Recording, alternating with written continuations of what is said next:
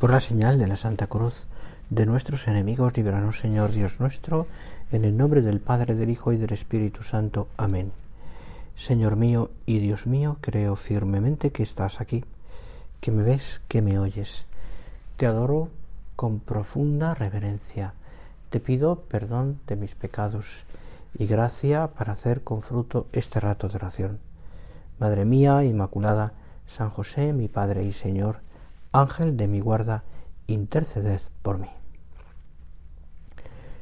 En este tercer domingo de San José, lo celebramos este domingo, aunque la meditación la preparo un poco antes, pero este próximo domingo, día 12 de febrero, celebramos, que es el sexto domingo del tiempo ordinario, la Iglesia conmemora o recuerda el tercer domingo de San José, que tiene su dolor y su gozo en la vida de José.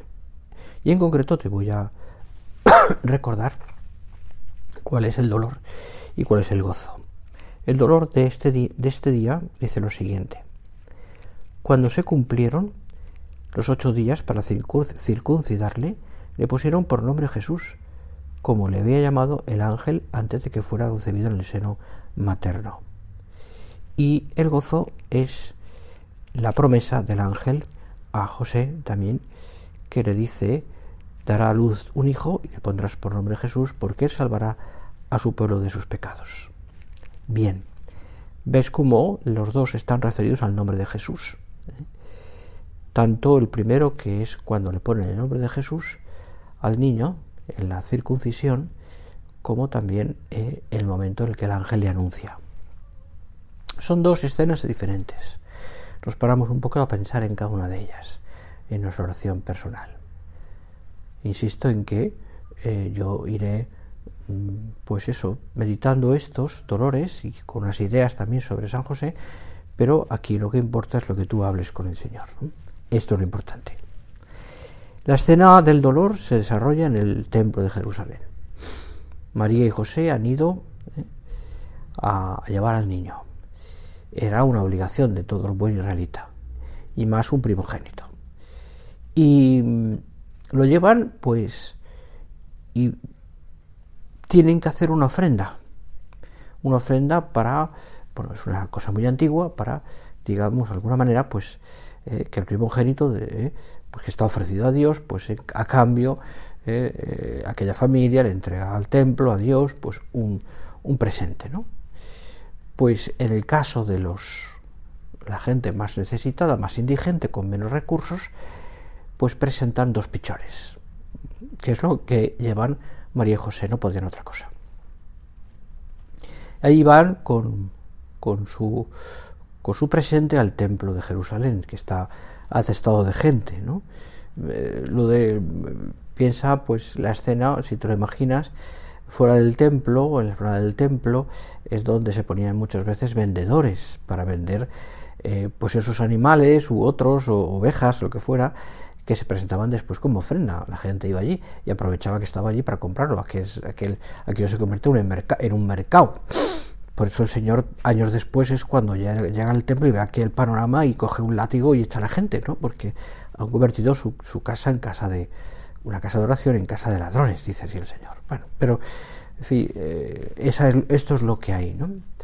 Se presentan allí y tienen que circuncidar al niño. Claro, esa escena, que es propia del judaísmo, suponía hacerle sangre al niño. Era como un símbolo, ¿no? Un signo, y era un pequeño corte, pero que suponía eso, ¿no? Y es la sangre de Cristo. Y el dolor también, porque suponía un pequeño dolor para un bebé, para un niño. Y José va con María, ¿no? Es el momento en el que le ponen el nombre. Similar, en nuestro caso, es el bautismo. Es diferente, pero es, digamos, en la misma línea, lo que nosotros es llevarle al niño al bautizo, y allí es cuando es muy bonita la ceremonia, porque en el momento en el que el padre, la madre, los padrinos se presentan en la iglesia, según el ritual, en la puerta de la iglesia o en el atrio, antes de entrar, hay un diálogo precioso en el cual el sacerdote pregunta a los padres y a los padrinos qué pedís a la iglesia para este niño, el bautismo, y qué nombre queréis para este niño, el nombre, y dicen el nombre. Y sabéis que estáis pues eso, obligados a una educación tanto, bueno, al final acaba en que el sacerdote, los padres y los padrinos hacen una señal de la cruz al niño. Es el momento en el que le ponen el nombre. El nombre es muy importante. Por eso es tan importante que se pongan nombres cristianos, porque es el nombre que ya queda para él. Y en ese caso, la tradición cristiana, el santo al que se le encomienda. Bueno, esto no es el tema de la meditación, pero en aquel caso era el nombre. En aquel caso se circuncidaba al niño para pertenecer al pueblo judío, como señal del pueblo judío, y se le daba un nombre. El nombre ya se lo dice el ángel, que es el gozo. En el momento en que el gozo que estamos considerando es el momento en el que José está con una pesadumbre total porque no sabe qué está pasando, con su mujer embarazada, y él todavía no vivía con ella, y entonces es cuando el ángel le dice en sueños: José, dará a luz un hijo que es del Espíritu Santo y le pondrás un nombre, tú le pondrás un nombre. Tiene que ver también eso mucho con la paternidad, es decir, ¿quién le pone el nombre? El padre. El padre, tú le pondrás un nombre que salvará. A María le dice y le llamará, y se llamará Jesús, pero a José le dice y le pondrás por nombre Jesús. Era el padre el encargado de poner el nombre. Jesús.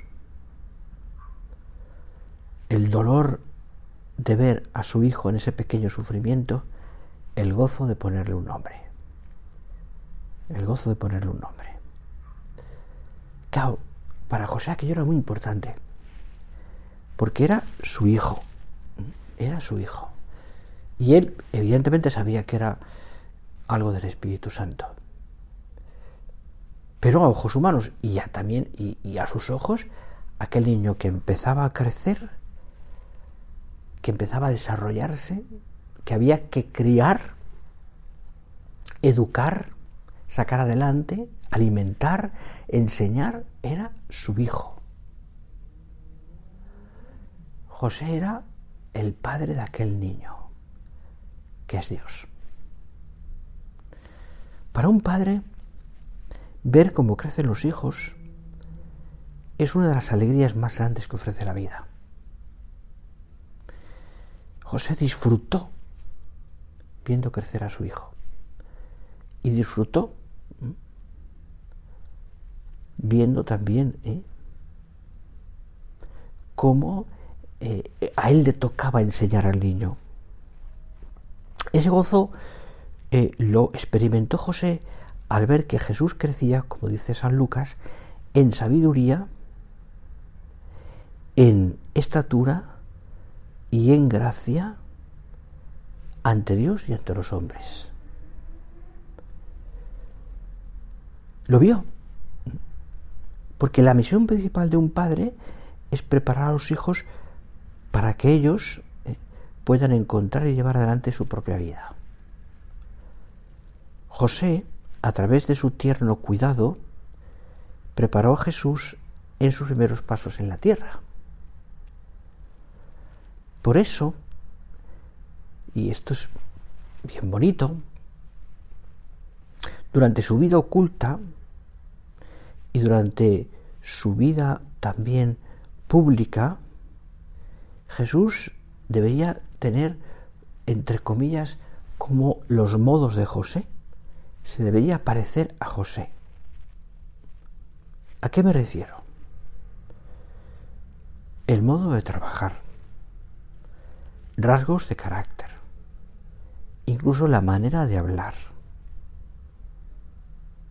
la manera de hacer las cosas. Jesús se fijaba en su Padre. José le enseña de una manera. Estamos hablando de modo humano, le corregiría, le educaría de una manera cómo comportarse, cómo tratar a las personas, cómo comportarse en la mesa, cómo comportarse a la hora de trabajar. Le inculcaría esas virtudes humanas: espíritu de servicio, alegría, laboriosidad, coherencia de vida. Las cosas puramente humanas, me refiero, porque es Dios, estamos hablando de Dios.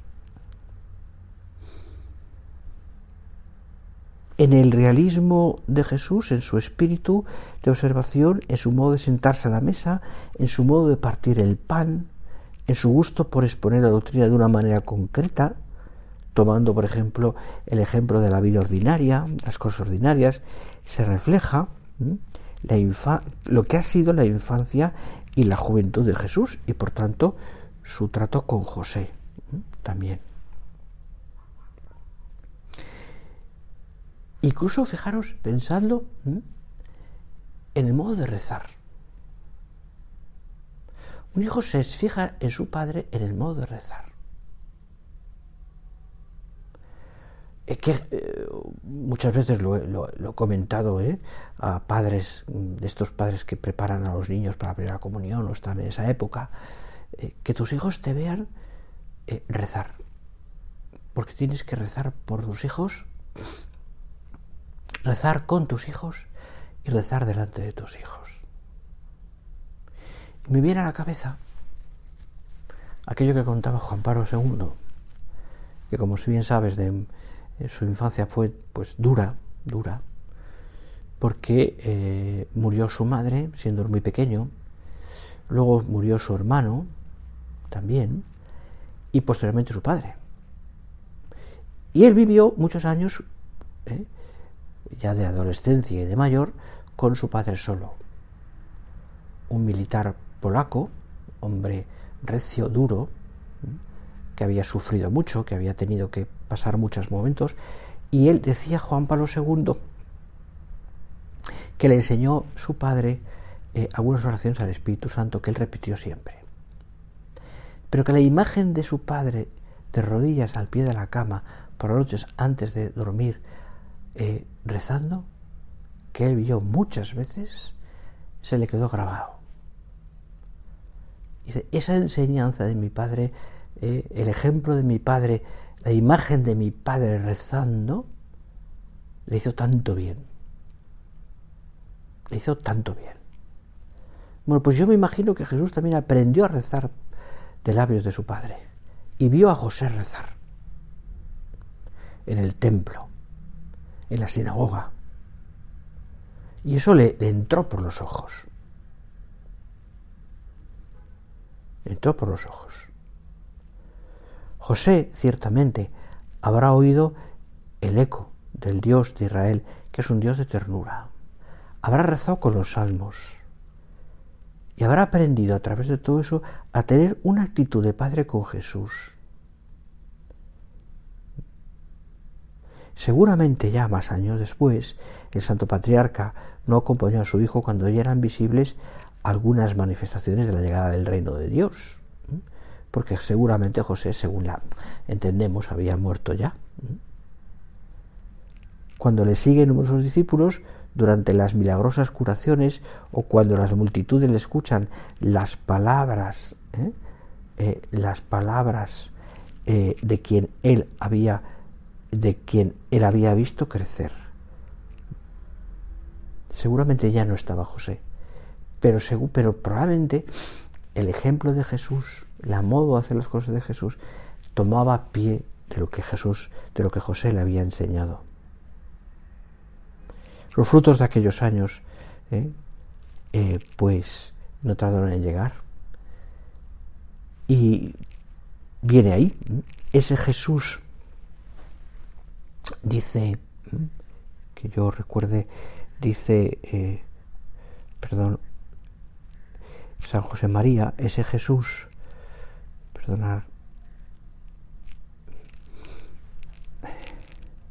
ese Jesús que es hombre, que habla con el acento de una región determinada de Israel, que se parece a un artesano llamado José, ese es el Hijo de Dios. ¿Y quién puede enseñar algo a Dios? Pero es realmente hombre y vive normalmente primero como niño, luego como muchacho, que ayuda en el taller de José, finalmente como un hombre maduro en la plenitud de su edad. Bueno, pues todo eso se lo va enseñando José. La ternura de José sigue viva a través de aquel hijo que creció bajo su techo y que tanto se le parece en los modos. Es verdad que Jesús tendría un parecido físico con María, porque es parte de su vida, de su seno. Ahí se forma. Es verdad. Pero tendría un parecido muy grande a José también en lo que significa, pues lógicamente, todo lo demás, que es mucho. Entonces, pensémoslo, es decir, cómo José actúa de esa manera como tan buen padre, ¿no? Y pienso en muchos de vosotros que sois padres de familia o madres de familia, que tenéis una responsabilidad grande en la formación de vuestros hijos, que enseñáis a vuestros hijos con tanta paciencia, pero que completáis esa formación que le dais a vuestros hijos no solamente con lo que enseñáis de comportamiento o lo que el colegio donde los llevéis también les van enseñando, sino también porque le enseñáis a vuestros hijos el ser un buen cristiano. A José le tocó enseñar también a Jesús a ser un buen israelita. La enseñanza de la ley de Moisés era obligación y privilegio del padre de familia. Por eso fue José quien tuvo la tarea peculiar de enseñar al Mesías la historia de Israel y la fe de la alianza. María y San José veían que Jesús era un niño como tantos otros, porque era normal, pero a la vez sabían que todo el misterio de Dios habitaba en él. En él está la plenitud. A ellos se les confía la responsabilidad de poner el nombre de Jesús, a quien es la segunda persona de la Santísima Trinidad, encarnada. Y a ellos se les confía la responsabilidad de educarlos según la tradición del pueblo elegido. Así es. Dice el profeta Oseas algo que es profético. Cuando Israel era niño, yo lo amé, y de Egipto llamé a mi hijo. Era para ellos como quien alza a un niño hasta sus mejillas, y me inclinaba a él y le daba de comer. La tradición cristiana ha visto en este oráculo la referencia a Cristo, pero también se puede ver la referencia a María y a José. El amor de Dios a Israel se compara al amor de un padre y de una madre hacia su hijo. Dios es quien cuida, Dios Padre, a su hijo siempre. Pero ¿cómo lo hace Dios? A través de la Sagrada Familia. Dios pone unos padres para su hijo Jesús aquí en la tierra para que le cuiden. ¿Es Dios quien enseña? Sí, pero Dios a través de unos padres. De ahí la inmensa e importante responsabilidad de unos padres en la educación de sus hijos, porque le enseñan a sus hijos, porque están representando a Dios en su enseñanza, por así decirlo. Qué bonito es pensarlo así, porque es que da un sentido mucho más sobrenatural a la enseñanza y a lo que vosotros padres tenéis también que compartir con vuestros hijos. Un niño en Israel, además, pasaría la mayor parte del tiempo, pues como cualquier niño, jugando con otros chicos de su edad en la calle, en las plazas. Las plazas de la ciudad se llenarían de niños jugando en ellas, ¿no? Como dice el profeta, y el Señor habla también de los niños que se sienten en las plazas, porque Él lo había experimentado. Claro, la vida de la familia en aquel tiempo, en un país como Israel, era una vida que se desarrollaba en la casa, que era pequeña seguramente, y mucho tiempo al aire libre. En ese contexto, los padres también le irían enseñando a su hijo, a sus hijos, los primeros enseñanzas de la instrucción de la fe. Le dice el libro de los Proverbios: escucha, hijo mío, la instrucción de tu padre, y no abandones la enseñanza de tu madre, que son diadema de gracia para tu cabeza y collares para tu cuello. Dice el libro de los Proverbios. Qué bonito. Escucha, qué actitud tenemos que tener los que sois también hijos, de aprender y de escuchar a vuestros padres. Y no solamente ahora, sino siempre. Un buen padre, aunque pasen muchos años y seamos ya maduros, los hijos siguen enseñando a sus hijos. Y tiene esa responsabilidad grave, enseñar a sus hijos. ¿Cuántas madres he visto yo preocupadas por los hijos ya maduros? Porque el matrimonio no va bien, porque están pasándolo económicamente mal, porque ¿cuántos padres mayores ya con una pensión, con lo que sea, han ayudado a sus hijos en situaciones económicas malas? Esto es parte de la familia. Por eso es tan importante también, y aquí hago un paréntesis, que eduquemos a nuestros hijos también en el cariño a los abuelos. Porque los abuelos son también parte importantísima de esa familia. Yo diría que crucial. Crucial. Entonces tenemos que enseñarles también en ese contexto a cuidar a los abuelitos. Porque son imagen viva de una historia. Imagen viva de una historia. Que son el recuerdo de tantas cosas vividas. Muchos de vosotros, me imagino, que tenéis esa tarea por delante, ¿no? El cuidar a vuestros padres ya mayores, ancianos. No lo dejéis hacer.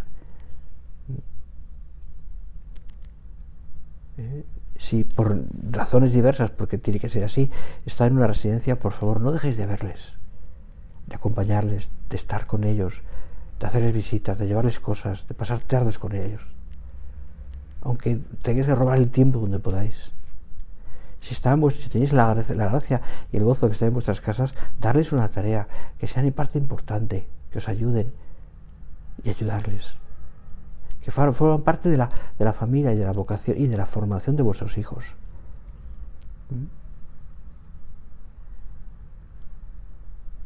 Jesús niño grababa en su corazón las enseñanzas de José y las instrucciones de María.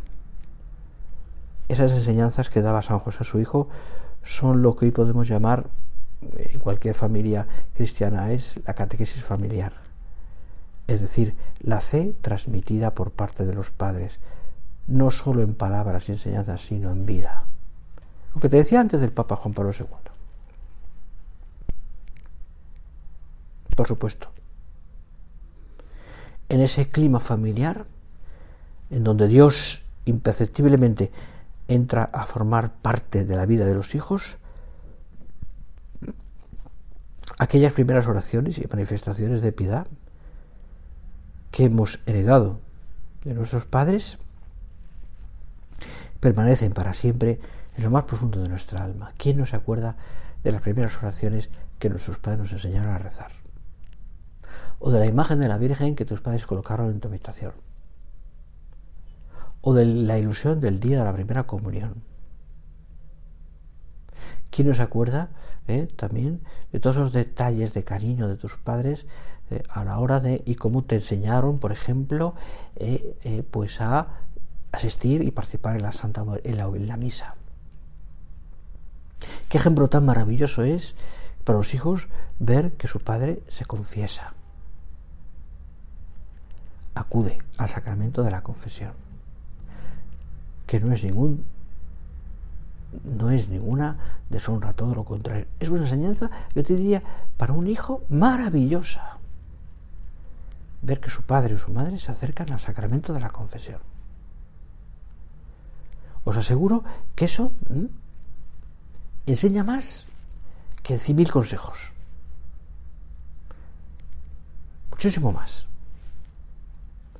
Que tus hijos vean que tú te acercas al sacramento de la confesión.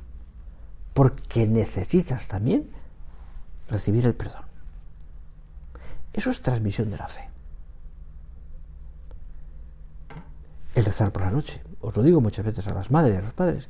Rezas por la noche con tus hijos, que son pequeños. No lo dejes de hacer. María y José no solo enseñaron a Cristo las costumbres de la ley mosaica, sino que descubriendo el misterio de su Hijo, se dieron cuenta también de algo muy importante, que ellos también aprenderían mucho de Jesús.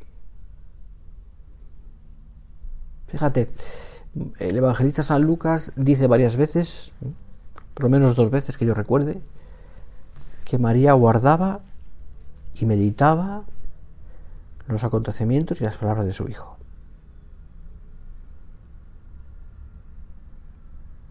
Yo diría qué importancia tiene también para nosotros, saber mirar y escuchar de un modo similar, o como lo hicieron la Virgen Santísima y su esposo San José. ¿Cuántas veces, al ver a Jesús, ya adolescente, ya José, el Santo Patriarca, se habría asombrado, ya mayor, se habría asombrado pensando, qué bueno es Dios, qué hijo me ha dado, qué amable y qué paciente y cercano con nosotros, ¿verdad? Yo creo que a él le conmovería mucho eso, ¿no? Ver al niño Dios, ver a Jesús así. Qué bueno es Dios. Para él sería como un punto de referencia, ¿no? La paciencia y la comprensión son características fundamentales que todo padre y todo maestro debe tener, especialmente ante los defectos propios y los ajenos. Pues todo padre y maestro debe aprender a aceptar nuestra debilidad con inmensa ternura.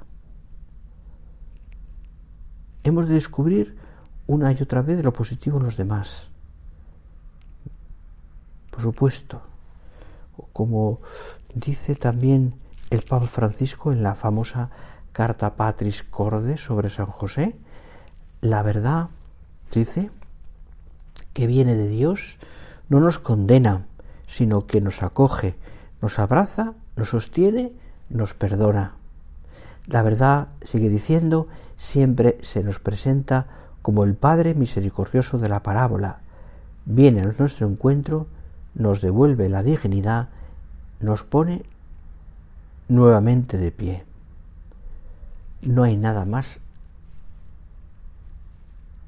que anime, más, quería decir, a mejorar nuestra conducta que el aliento, que la comprensión ante la debilidad, que la palabra amable.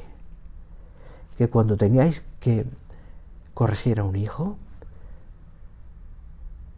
pues lo hagáis así, con esa palabra amable, con la comprensión ante la debilidad. San José aprendió de su hijo que era Dios al ver el mundo con compasión y con ternura. El niño aprendió de José a tantas cosas humanas en este mundo.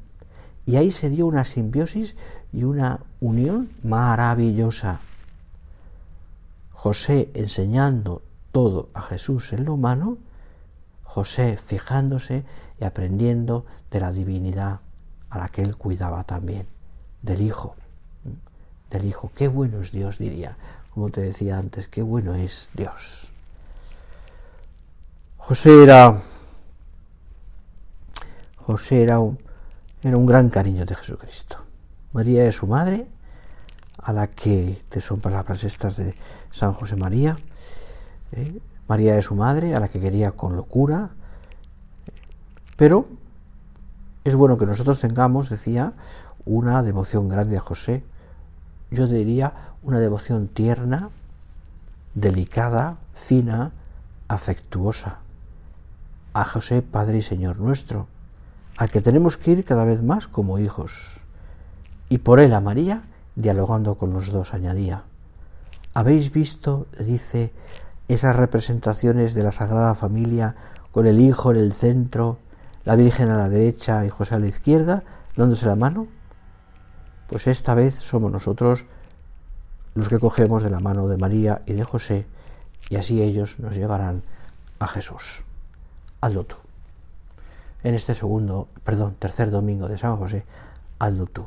Y quédate con el gozo que hablábamos al principio, con ese gozo de descubrir a José, ese gozo de descubrirle también cuando José tuvo que darle el nombre Jesús. A él, al Santo Patriarca, se lo pedimos, que nos enseña también, como a Jesús, a ser cada día mejores hijos de Dios.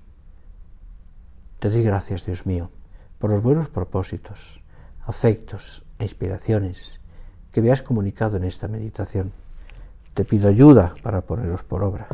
Madre mía Inmaculada, San José, mi Padre y Señor, Ángel de mi guarda, interceded por mí.